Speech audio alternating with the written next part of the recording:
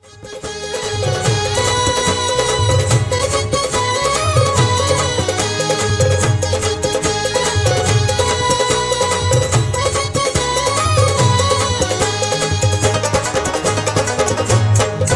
वागे ढोलीड़ा न ढोल उत्सव आव्यो रे, उत्सव आव्यो रे। हे वागे शरणायु न सूर उत्सव आव्यो रे, उत्सव आव्यो रे।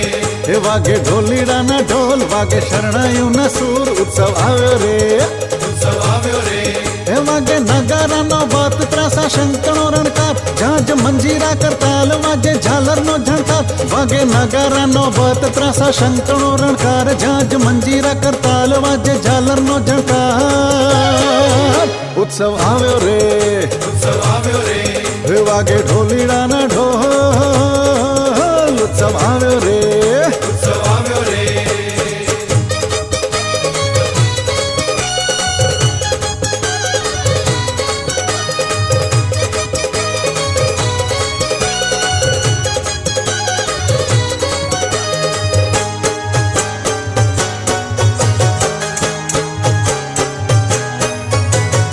अक्षरधाम थी श्रीजी पधार्या नभ मंडल मां देवो पधार्या, नभ मंडल मां देवो पधार्या।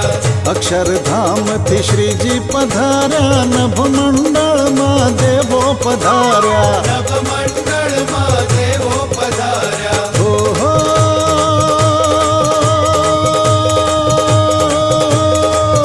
मंगल दीवड़ा प्रगटावो सत्सत आरती सजावो चौके साथिया पुरावो आंगण तोरणिया बंधावो। मंगल दीवड़ा प्रगटावो सत्सत आरती सजावो चौके साथिया पुरावो आंगण तोरणिया बंधावो। सखी मंगल गीतो गावो कंकु चोखलिए वधावो रे, उत्सव आव्यो रे, उत्सव आव्यो रे। हे वागे ढोलीड़ा न ढोल उत्सव आव्यो रे, उत्सव आव्यो रे। हे वागे शरणायु न सूर उत्सव आव्यो रे, उत्सव आव्यो रे।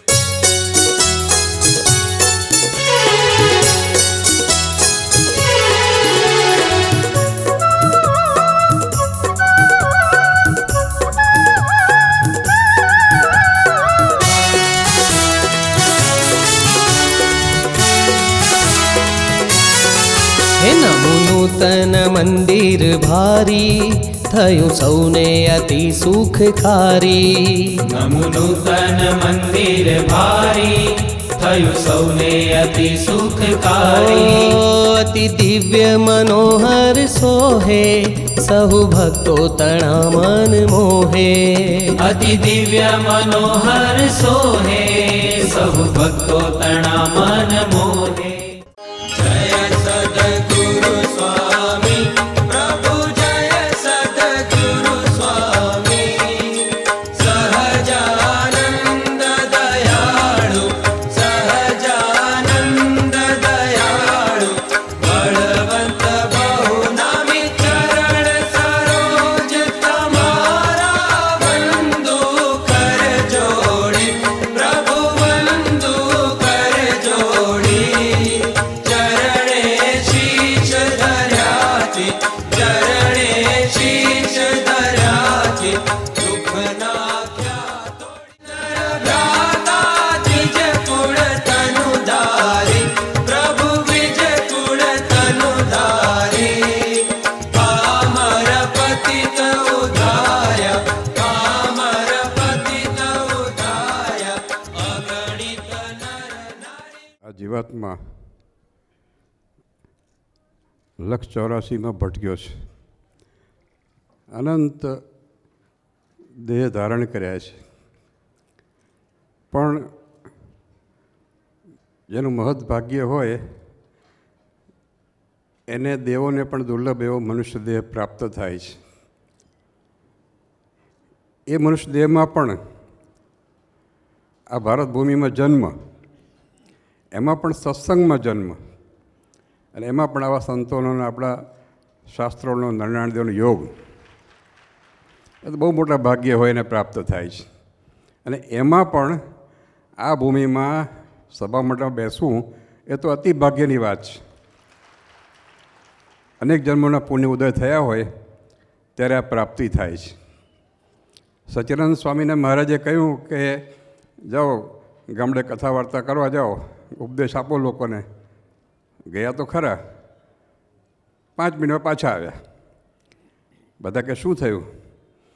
ત્યારે કે કોને કથા સાંભળાવું, કે અહીં જેટલા બેઠા છે ને તમારી આગળ એટલા જ મને માણસ દેખાય છે, બીજા કોઈ દેખાતા જ નથી.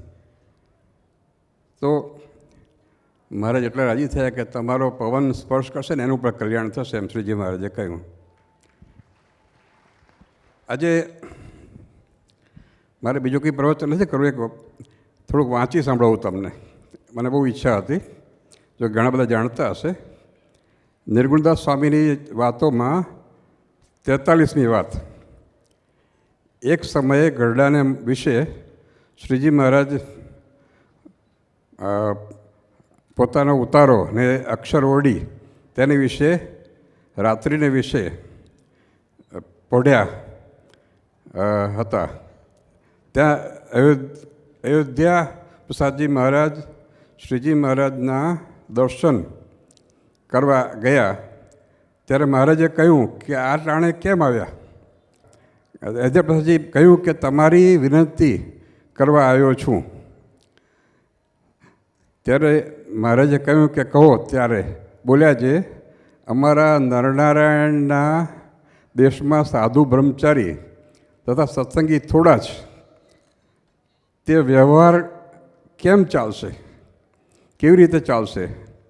ત્યારે શ્રીજી મહારાજ બોલ્યા, જે તમારી સાથમાં હું છું, આ યાદ રાખજો, તમારી સાથમાં હું છું અને હું તમારી સહાય કરીશ અને તમારા નરનારાયણ દેશ ઘણો વૃદ્ધિ પામશે. આ મહારાજનો શબ્દો છો. અને કોઈ પ્રકારની ચિંતા રાખશોમાં, એમ કહી શ્રીજી મહારાજ ઊભા થઈને બાથમાં લઈને અયોધ્યા પ્રસાદજી મહારાજે ભેટ્યા. ખભો થાબડીને એમ બોલ્યા, જે જેની પક્ષમાં હું છું તેને કોઈ પ્રકારનું દુઃખ તથા મૂંઝવણ નહીં આવવા દઉં. તમારો વ્યવહાર સર્વે હું ચલાવીશ. એમ કહીને મહારાજ વિરામ કરવા પધાર્યા. આ બધા તમારે જે સમજવું સમજી લેજો, મહારાજના શબ્દો છે. અને એ શ્રીજી મહારાજના આશીર્વાદે કરીને આપણે જે આ દિવ્ય આનંદ ભોગવી રહ્યા છીએ, આ ઉત્સવને સાકાર કરવામાં સંતોએ ખૂબ પરિશ્રમ કર્યો છે. હરિભક્તોએ ખૂબ દાન આપી, દરેક પ્રકારનું યોગદાન આપીને આ ઉત્સવને શોભાવવા માટે ખૂબ કટિબદ્ધ થયા છે. મહારાજ દિવ્ય રૂપે, હમણાં જ મેં ધૂન મંડળમાં કહ્યું ત્યાં ધૂનના ઉદ્ઘાટન વખતે, કે શ્રીજી મહારાજ આ ઉત્સવમાં દિવ્ય રૂપે વિચારવાના છે અખંડ. તો આપ સૌને ખૂબ ખૂબ આ પ્રસંગે શુભેચ્છાઓ અને આશીર્વાદ પાઠવી વિરમું છું.